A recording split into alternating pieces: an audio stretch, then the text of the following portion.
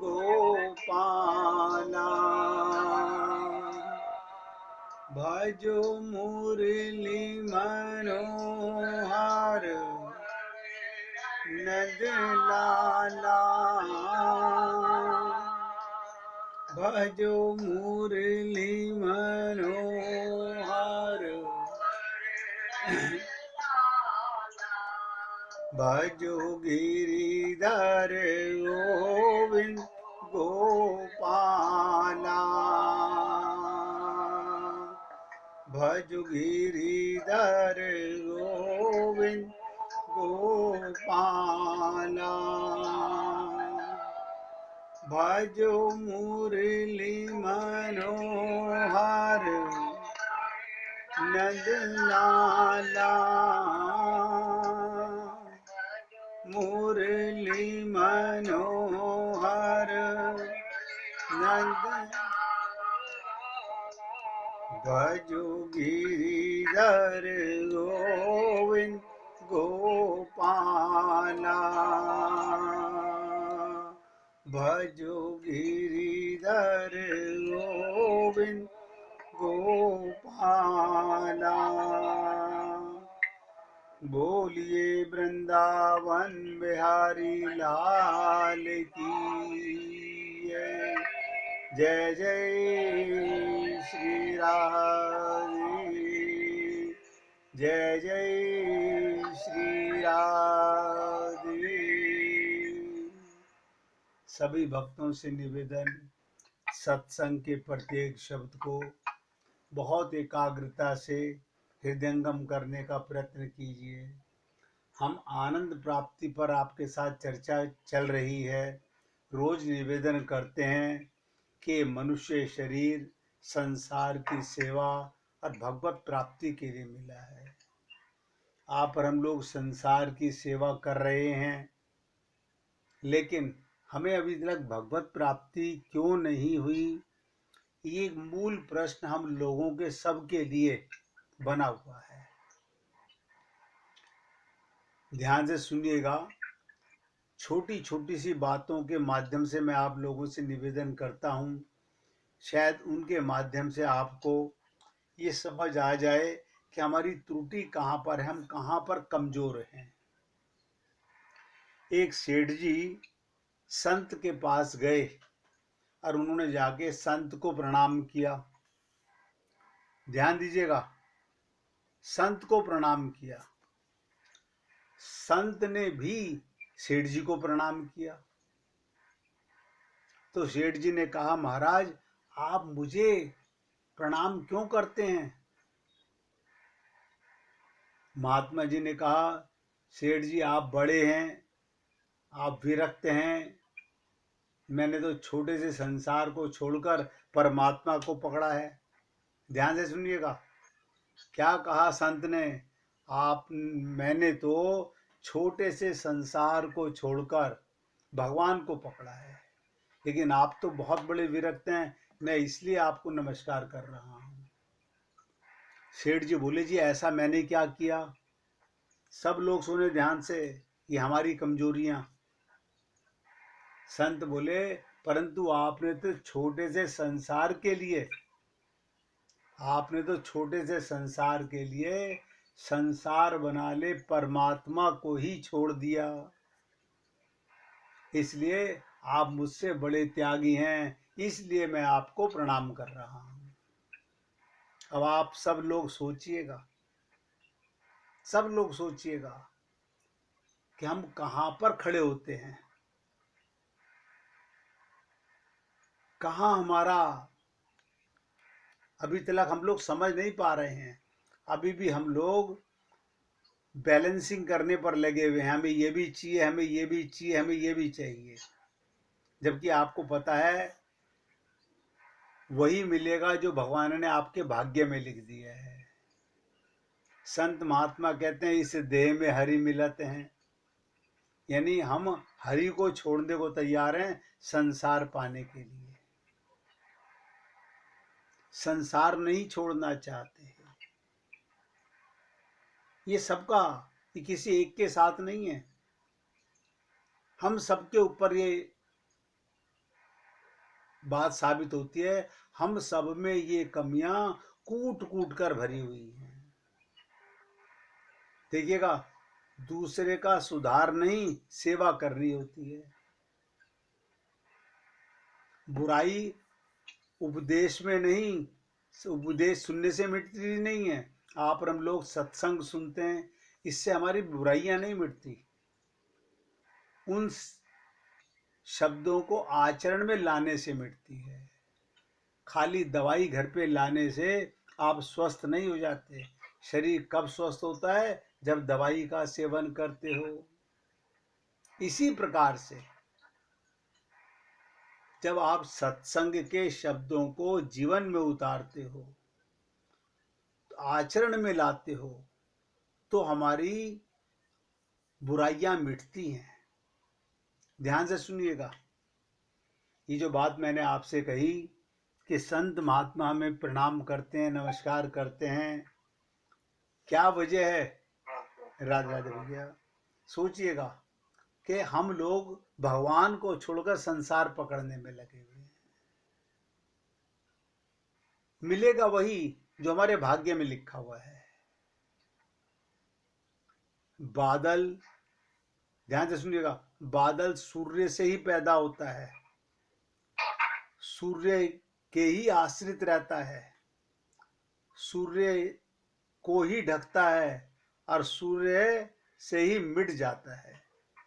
ऐसे ही ये बात समझ में आ रही होगी आपको कि बादल सूर्य से ही पैदा होता है, सूर्य के ही आश्रित रहता है, सूर्य को ही ढकता है और सूर्य से ही मिट जाता है।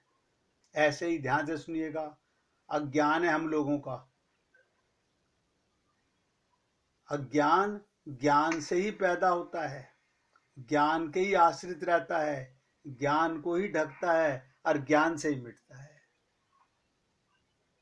आप और हम लोग अपने को जो गलत मान रहे हैं, किसके दम पर? ये जो आप बोलते हैं मैं स्त्री हूं, मैं पुरुष हूं, आत्मा के दम पर। लेकिन आत्मज्ञान नहीं है। हम आत्मा को तो भुला रहे हैं, शरीर का महत्व, शरीर की इंपॉर्टेंस। तो एक भक्त ने पूछा अपने गुरु से कि गुरु जी, अज्ञान ज्ञान के आश्रित कैसे रहता है? आप लोग भी सोचते होंगे कैसी विचित्र बात आज कर रहे हैं। ये अज्ञान है, ऐसा हम जानते हैं। जो अज्ञान ज्ञान के आश्रित हुआ, आप सोचिएगा, आप ये कहते हो ये व्यक्ति अज्ञानी है, इससे क्या मतलब हुआ कि आपको पता है कि अज्ञानी है, तो ये ज्ञान के आश्रित हुआ ना। आपके ज्ञान से ही तो आपको पता चला। आप सब लोग कहते हो बस कुछ दिनों के मेहमान हैं, ये शरीर मिटने वाला है, ये तो इसका मतलब आपको आत्मज्ञान हो गया। आप तो मिटने वाले नहीं हो। अगर आप लोगों ने सत्संग सुना है, किसी संत को अपना गुरु माना है और आत्मज्ञान हो गया है, तो अज्ञान मिट जाना चाहिए था।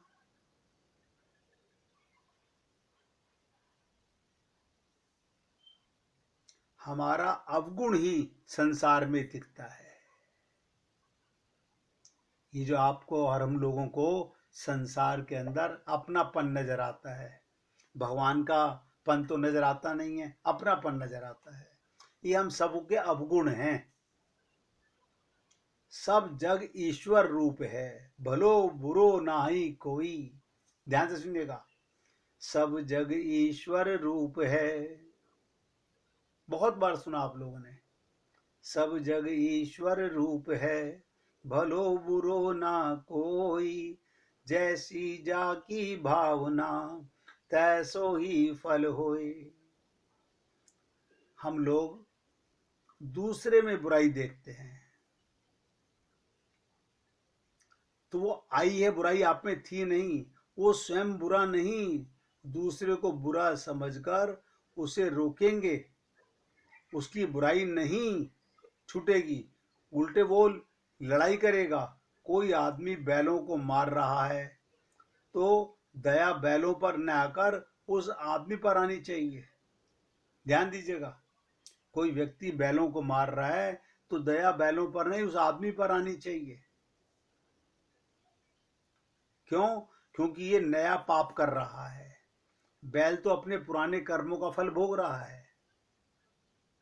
समझ रहे हैं आप? हम लोग बैल को आपने जोत रखा, अपना काम करा रहे हैं, वो तो पुराने पाप हैं उसके। वो तो कोई तुम्हारा दादा है, परदादा है, कोई रिश्तेदार है तुम्हारे यहाँ जुत रहा है ममता मोह के चक्कर में। लेकिन वो ये मनुष्य जो है, आदमी, ये उसे मार के नया पाप कर रहा है। इसलिए मैं आपसे निवेदन करता हूं, हर पल चौकन्ने रहिए, हर पल। अब हर पल चौकन्ने कैसे रहा जाए? इतनी सी बात है, जो आप हो उसकी जागृति 24 घंटे रहे। 2 दिन पहले मैंने आप लोगों से चलते समय एक बात कही थी, बहुत ध्यान समझिएगा। बहुत गई थोड़ी रही, बहुत गई थोड़ी रही। आप और हम लोग जितने भी हैं सब सोचें कि आप और हम लोगों की बहुत गई। कोई है ऐसा जो कह सकता है कि नहीं, मेरी अभी तो जिंदगी के दिन ज्यादा बचे हुए हैं? सबका मौका जा रहा है। बहुत गई थोड़ी रही, नारायण अवचेत, काल चिरैया चुग रही, निश दिन आयु खेत। आपका आयु हर रोज घट रही है, ये समय खाता जा रहा है। और नारायण सुख भोग में तू लंपट दिन रैन। आप और हम लोग ये शरीर इंद्रियों के सुख भोग में ऐसे लंपट हो गए हैं। अंत समय आयो निकट, देख खोल के नैन। नहीं समझ रहे? पता नहीं अगला सांस आएगा कि नहीं आएगा। अंत समय आयो निकट, देख खोल के नैन। धन जोवन यूं जाएगा, जा विधि उड़त कपूर। नारायण गोविंद भज, मत चाटे जग धूर। हर नारायण इस संसार में, भूपति भय अनेक। मैं मेरी करते रहे, ले न गए तृण एक। कमाल है, इस आखिरी लाइन ने भी हमें आंखें नहीं खोली। मैं मेरी करते रहे, ये मेरा, ये मेरा, ये मेरा, और ले न गए तृण एक। एक दिन का यहां से ले जा नहीं सकते। कमाल है। और आप और हम लोग अपनी मूर्खता को अभी भी पहचान नहीं रहे हैं, अज्ञानता को नहीं समझ रहे। मीरा ने कम से कम अपने गुरु को इतना सम्मान किया कि मेरे तो गिरधर गोपाल दूसरो ना कोई। और आप और हम लोग संसार की वस्तुओं में ऐसा अपनापन किए हुए हैं, ऐसा अपनापन किए हुए हैं कि समझ ही नहीं पा रहे कि मेरा क्या है क्या नहीं है।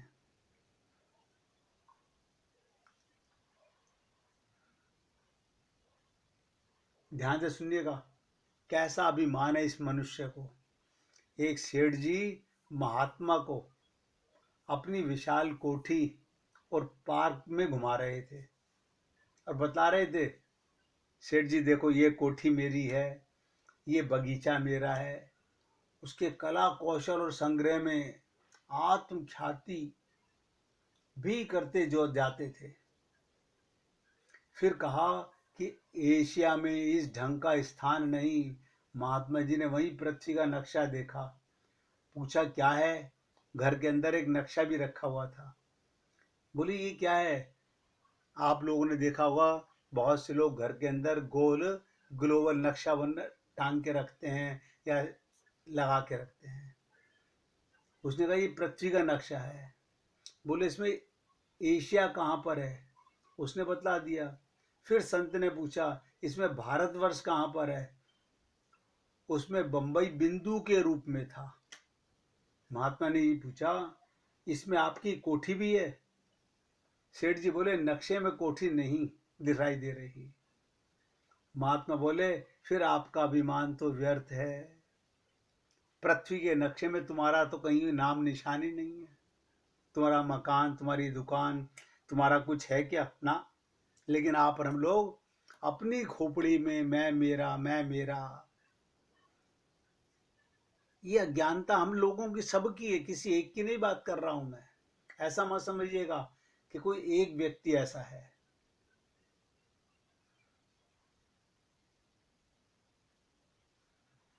हम सब लोग अभी चेत नहीं रहे, जाग नहीं रहे हैं।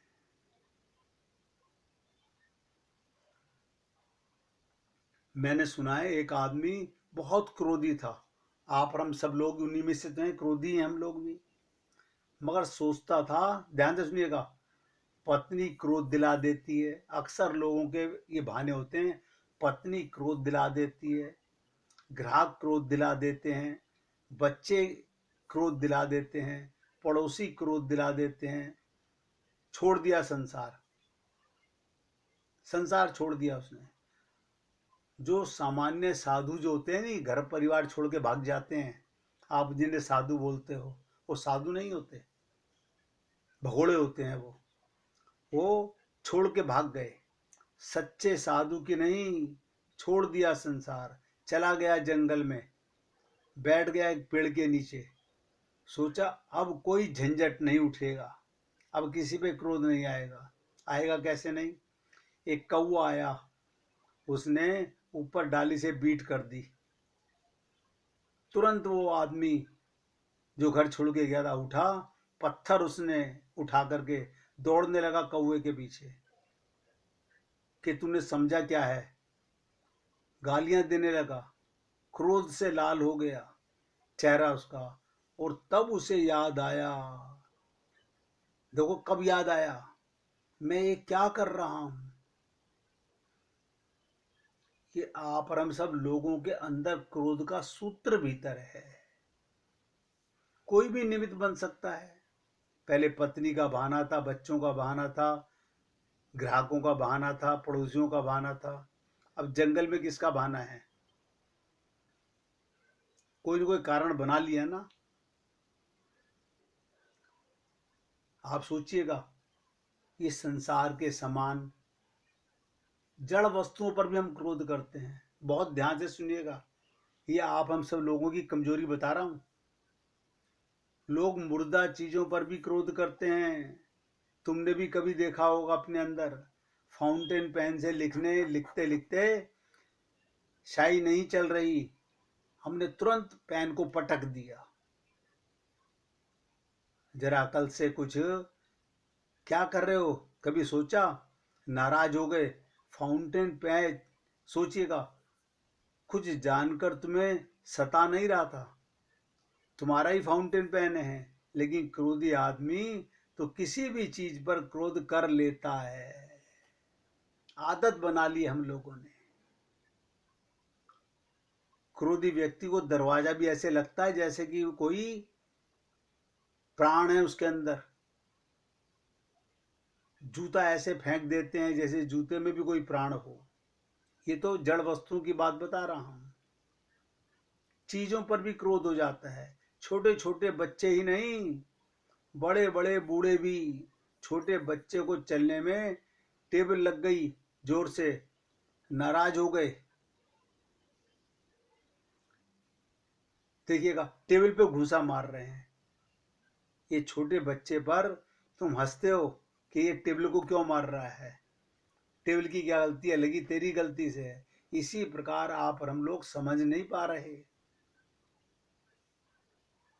हम तो बड़े हो गए हैं, हमें तो प्रौढ़ता आ गई है, समझदारी आ गई है। सोचिएगा, हमें क्रोध आता क्यों है, क्योंकि हमें अपना पता ही नहीं है। जड़ वस्तुओं पे क्रोध करते हैं। बताइए, पेन का क्या कसूर था। पेन तो तुम्हारा ही है, तुम्हारी हेल्प कर रहा था, तुम उसी पे क्रोध कर रहे हो। अब अगर कोई नोट कर सकता हो तो लिख लीजिएगा,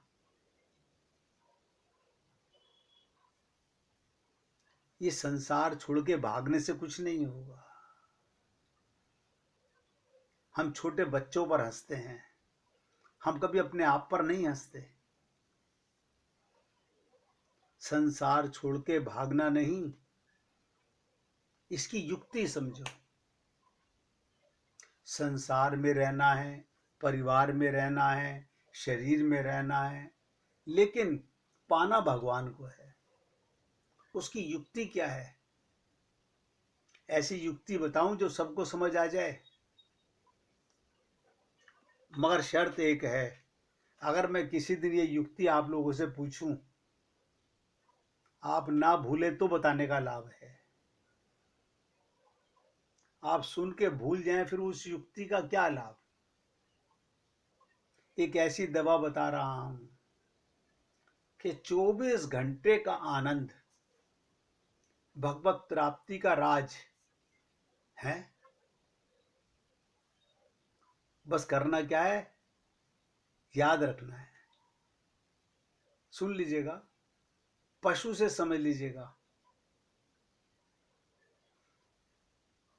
2 लाइनों से समझा रहा हूं। गौ निकसी बन जाही, गऊ अपने बछड़े को छोड़कर घर के अंदर जंगल में जा रही है घास चरने के लिए। एक एक शब्द पे ध्यान देना। गौ निकसी बन जाही, और बाछा उनका घर ही माही। बछड़ों को कहाँ छोड़ के जा रही है? घर में ही छोड़ के जा रही है। और तृण चरई चित सुत पासा। कमाल है, ये नोट कर लो, छोटी सी बात है। तृण चरई चित सुत पासा। जिसने ये लाइन समझ ली, जिसने इस गहराई को पकड़ लिया, उसको भगवत प्राप्ति का राजे मोहब्बत समझ में आ गया। तृण चरई, घास चर रही है, और चित सुत पासा, उसका चित कहाँ लगा हुआ है? मेरा बेटा तो घर में है, मेरा बछड़ा तो घर में है। यानी संसार का काम करो, चित भगवान में रखो।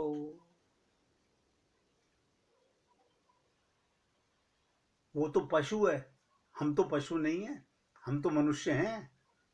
हम तो समझ चुके हैं, हम आत्मा हैं, हम भगवान की संतान हैं। अब समझ लीजिएगा, आप सब लोग समझ लीजिएगा। सही जगह ममता कर रहे हो, सही जगह मोह कर रहे हो, सही जगह आसक्ति कर रहे हो, या ऐसे ही सत्संग सुन रहे हो। फिर नोट कीजिएगा, तृण चरई चित सुत पासा। गाय क्या कर रही है? घास खा रही है जंगल में, और उसका चित्त कहां पर है? अपने बेटे के पास है, बछड़े के पास है।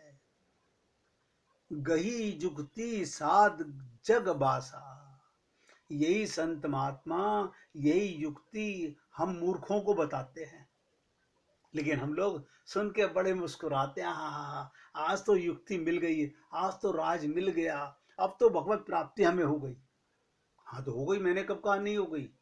भगवत प्राप्ति तो है, आपके चित्त में मल भरा हुआ है, संसार भरा हुआ है। चित्त भगवान में लग जाए। एक गाय के माध्यम से मैंने आप लोगों को बताने का प्रयत्न किया है। अगर किसी को समझ नहीं आ रहा हो तो पूछ लीजिए, क्योंकि मैंने ऐसी कोई बात नहीं कही। गौ निकसी बन जाही। आप लोग घर में काम करने जाते हो, बाजार में काम करने जाते हो? हाँ जाते हैं। दुकान पे जाते हो, कारखाने में जाते हो? हाँ जाते हैं। और परिवार को घर में छोड़ के जाते हो? हाँ जाते हैं। ध्यान कहाँ पे रहता है? आज पत्नी की तबीयत खराब है, आज बेटा बीमार है, आज बेटे का पेपर है, पेपर देने गया होगा। नौकरी भी चल रही है, कारखाना भी चल रहा है, ध्यान कहाँ पर है? बस ये हमारा पाप है। हमारा चित्त, हमारा ध्यान इस मकड़ जाल में लगा रहता है। सब नोट करें। मुझे नहीं पता कितने सांस भगवान ने मुझे दिए हैं, मैं कब तक आपकी सेवा कर पाऊंगा, लेकिन आप लोगों को ये युक्ति बता रहा हूं। तृण चरई चित सुत पासा। संसार का काम करते रहो और ध्यान भगवान में लगाए रखो। चित्त गाते हैं हम केवल, चित चोरा यशोदा के लाल, नवनीत चोर गोपाल। और चित्त लगा हुआ कहाँ पर है? परिवार के अंदर। सत्संग सुनते सुनते भी चित्त में संसार चलता रहता है, ये हम सबके पाप हैं। 1 मिनट कीर्तन कीजिए, फिर आगे चर्चा करते हैं। हरे कृष्ण